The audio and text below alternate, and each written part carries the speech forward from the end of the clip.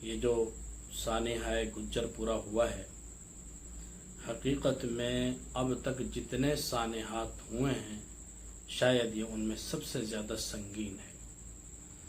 سانحہ ساہیوال ہوا، بچوں کے سامنے ان کے والدین کو قتل کر دیا گیا، لیکن وہ بچے ساری زندگی شہید ماں باپ کے بچے کہلائیں گے، ساری زندگی فخر کر سکتے ہیں کہ ہمارے ماں باپ نے قربانی دی، جان کی بازی لگائی، ہمیں بچایا، ہم شہید ماں باپ کی اولاد ہیں۔ لیکن یہ جو سانحہ ہوا ہے، یہ جو ایک بنت حوا کے ساتھ ظلم اور بربریت کی وہ داستان دہرائی گئی ہے کہ انسانی تاریخ میں جس کی شاید ہی کوئی مثال ملتی ہو۔ بدکاریاں ہوتی ہیں، جنسی زیادتیاں ہوتی ہیں، زنا بالجبر کے واقعات ہوتے ہیں، بے شمار برائیاں ہیں، لیکن کبھی زندگی میں ایسا نہیں سنا گیا کہ چھوٹے چھوٹے معصوم بچوں کے سامنے اس کی ماں کو اس زیادتی کا نشانہ بنایا جائے اور وہ ماں چیختی رہے، چلاتی رہے، آہو بکا کرتی رہے، اور وہ روتی رہے اور دعائیاں دیتی رہے اور فریاد کرتی رہے کہ خدا کے لیے مجھے بھی مار دو، میری جان لے لو، میں جی کر کیا کروں گی، میرا زندہ رہنا بے معنی ہے، میں ان بچوں کو کیا منہ دکھاؤں گی، میں اپنے ان معصوم بچوں کے سامنے اپنی زندہ لاش کو لے کے کیسے پھرتی رہوں گی، میں کیسے معاشرے میں لوگوں کو منہ دکھاؤں گی، میرا خاندان، میرا قبیلہ، میری قوم، میرے بھائی بند، میرے عزیز و اقارب وہ لوگوں کا سامنا کیسے کریں گے؟ کل کو وہ بچیاں جوان ہوں گی، ان بچیوں کی اگلے گھروں میں شادیاں ہوں گی، ان کو کون اپنائے گا؟ اپنائے گا تو کس نام سے اپنائے گا؟ ان کے دل کے اوپر کیا کیفیت گزرے گی؟ وہ کسی اسکول میں جائیں گے، کسی کالج میں جائیں گی، کسی یونیورسٹی میں جائیں گی، وہ بدنامی کا داغ، یہ سانحہ، یہ واقعہ ساری زندگی ان کا بھی پیچھا کرے گا، ان کی نسلوں کا بھی پیچھا کرتا رہے گا۔ تو ایسا ظلم اور ایسی بربریت انسانی تاریخ میں جس کی مثال نہیں ملتی، اور اس کی تمام تر ذمہ دار ریاست ہے۔ ریاست ہم سے ٹیکس کیوں وصول کرتی ہے؟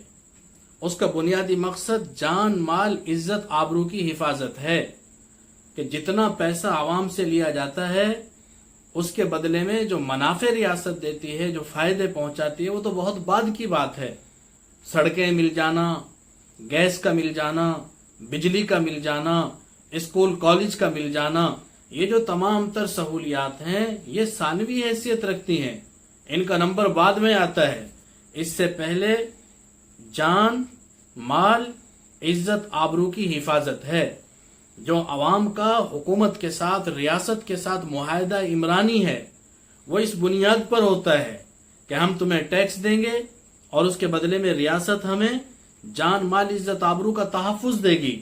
شام فتح ہوا، ہمس کو فتح کر لیا مسلمانوں نے، لیکن دوسری طرف حالات خراب ہوئے، صحابہ کو علاقہ چھوڑنا پڑا، تو سارے علاقے والوں کو جو ٹیکس وصول ہوا تھا وہ واپس کر دیا کہ ہم نے تم سے جو ٹیکس لیا تھا اس کا مقصد تھا ہم تمہاری جان کی حفاظت کریں گے، تمہارے مالوں کی حفاظت کریں گے اور تمہاری عزت آبرو کی حفاظت کریں گے، لیکن اس وقت ہمارے حالات ایسے نہیں ہیں کہ ہم تمہاری حفاظت کر سکیں، ہمیں لڑنے کے لیے دوسری طرف جانا پڑے گا اور ہم تمہاری حفاظت نہیں کر سکتے۔ جان، مال، عزت، آبرو کے بدلے میں جو پیسہ ہم نے وصول کیا، جو جزیہ ہم نے وصول کیا، ہم وہ تمہیں واپس لوٹاتے ہیں۔ اس دنیا کے اندر ایک انصاف ہے، ایک انصاف آخرت میں ہونے والا ہے۔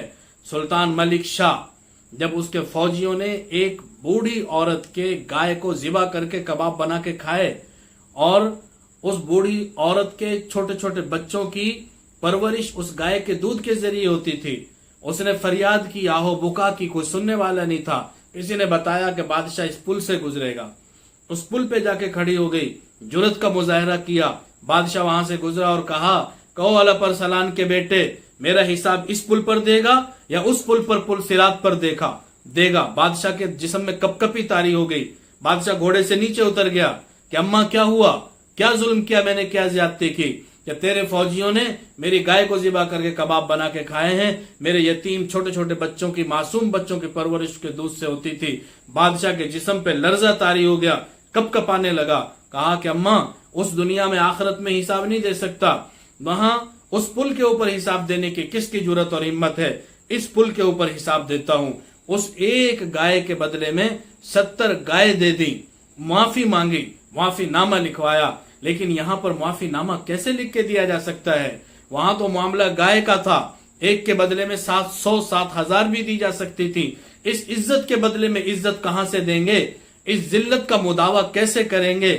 ان معصوم کلیوں کے ذہنوں کے اوپر جو وہ منظر نقش ہوا ہے اس کو کون مٹائے گا؟ ریاست ذمہ دار ہے، ریاست کے اہلکار ذمہ دار ہیں، مقامی پولیس ذمہ دار ہے، اور سب سے بڑھ کر یہ ہے کہ جب تک اس واقعے کے تناظر میں سزاؤں کو تبدیل نہیں کیا جائے گا، نظام انصاف کے اندر تبدیلی نہیں آئے گی، سزاؤں کے سرزد اور نافذ کرنے میں ترتیب تبدیل نہیں ہوگی، علل اعلان سزائیں نہیں دی جائیں گی، اس وقت تک یہ واقعات پے در پہ ایک کے بعد دوسرا اسی طرح رونما ہوتے رہیں گے۔ ان بدبختوں کو اسی مقام پہ لے جا کے اگر پھانسی چڑھایا جائے، سر عام پھانسی دی جائے، اور وہ لوگ جو ان کی حمایت کرتے ہیں وہ مظلوموں کے ساتھ نہیں ہیں، وہ ظالموں کے ساتھ ہیں، مجرموں کے ساتھ ہیں۔ فواد چودھری جیسے لوگ، شری مزاری جیسے لوگ، جن کو بہن بیٹیوں کی عزتوں کا تو خیال نہیں ہے، ان کو مجرموں کا بہت جلدی خیال آ جاتا ہے کہ عبرت حاصل کرنی ہوگی تو میڈیا کے ذریعے بھی ہو جائے گی۔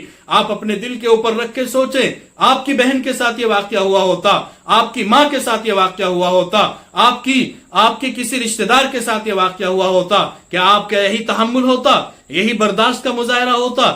اسی طرح آپ برتاؤ کرتے؟ اپنے اوپر رکھ کے سوچو۔ مسلمان حقیقی معنوں میں وہ ہے جو اپنے لیے وہی پسند کرتا ہے جو اوروں کے لیے پسند کرتا، اپنے لیے جو پسند کرتا ہے وہی اوروں کے لیے پسند کرتا ہے۔ کبھی اپنے دل پہ رکھ کے سوچیں، اپنی بہن کا تصور کریں، اپنی ماں کا تصور کریں، اس کھیت کا تصور کریں، اس فصل کا تصور کریں، ان درندوں کا تصور کریں، رات کی بھیانک تاریکی کا تصور کریں، پھر اس بدکاری کا تصور کریں، ان بچوں کا تصور کریں۔